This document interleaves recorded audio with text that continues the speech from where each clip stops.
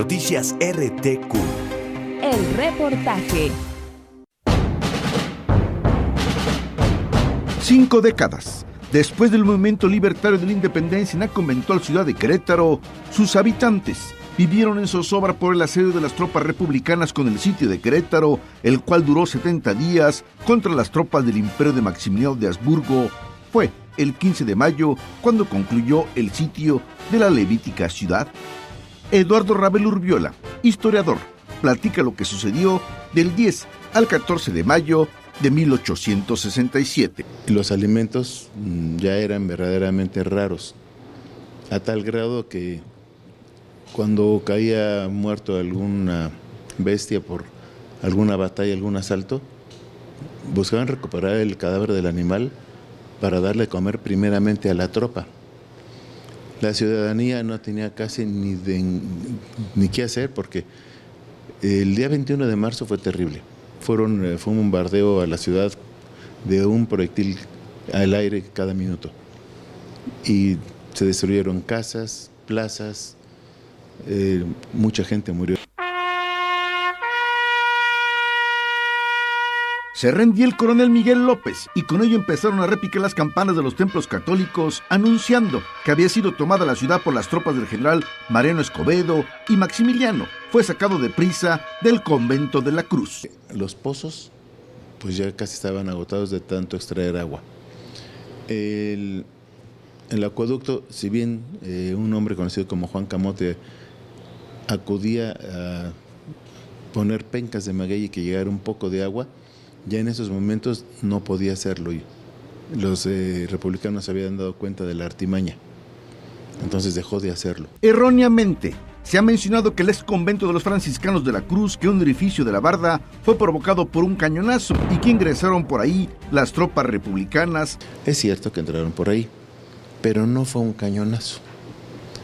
La realidad es de que cuando llegaron las tropas imperialistas y se dieron cuenta que los sitiarían los republicanos, abrieron troneras para emplazar piezas de campaña.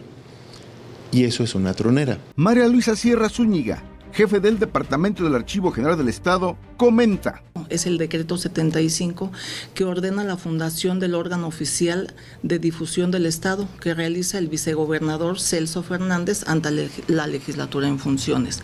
Posteriormente a eso, nace en 1846 aparece un periódico que se llama La Columna de la Libertad. Este es considerado como primer periódico oficial hasta la República restaurada a la instauración de la Sombra de Arteaga en el año de 1867.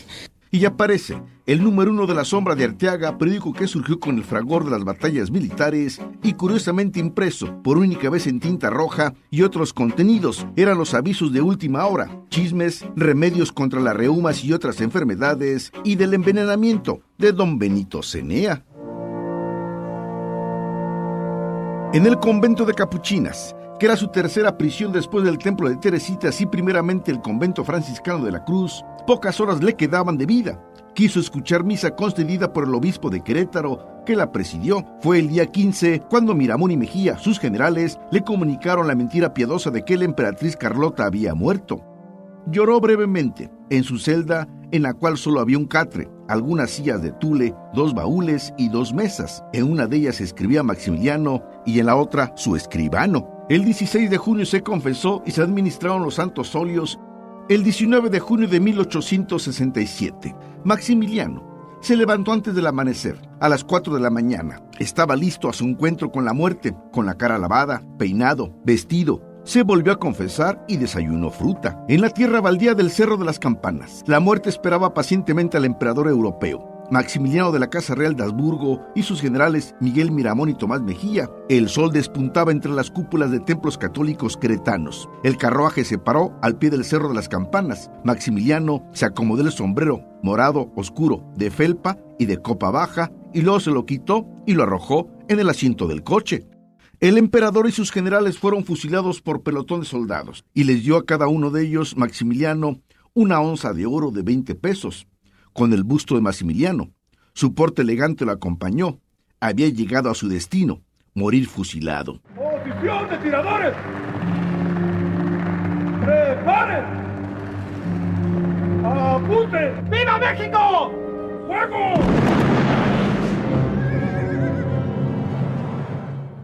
Luego que fusilaron hubo una gritería de «¡Muere el imperio! ¡Viva la república!», sonido de tambores, cornetas y desfile de tropas. Carlos Felipe de Habsburgo, tataranieto del hermano de Maximiliano de Habsburgo, lo recordó. De tal manera que él hace una serie de leyes en donde se prohíbe que los menores de edad trabajen, incluso en el campo, siempre y cuando estaba permitido que trabajaran en el campo siempre y cuando fuera de un familiar cercano, es decir, para un tío o para los papás. Pero ellos no podían trabajar, si tenían 14, 13, 12 años, para un extraño.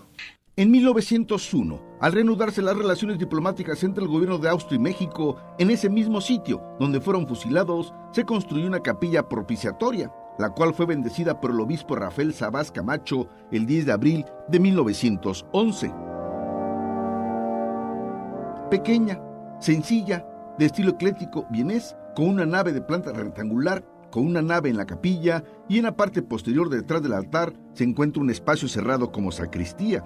En el tercer tercio de la nave se ubica una escalinata de 3 peraltes sobre las cuales se desplantan 3 bases cúbicas que representan las 3 tumbas de Maximiliano y sus generales. En su interior se encuentra un altar y retablo, con una cruz se ubica en la parte posterior del altar, que es la misma que portaba la fragata Novoa, navío en el cual Maximiliano y su esposa Carlota arribaron a México y en la cual también se trasladaron sus restos mortales, navío cuya madera es el recubrimiento del techo de la capilla. Para el reportaje, Alejandro Cervantes.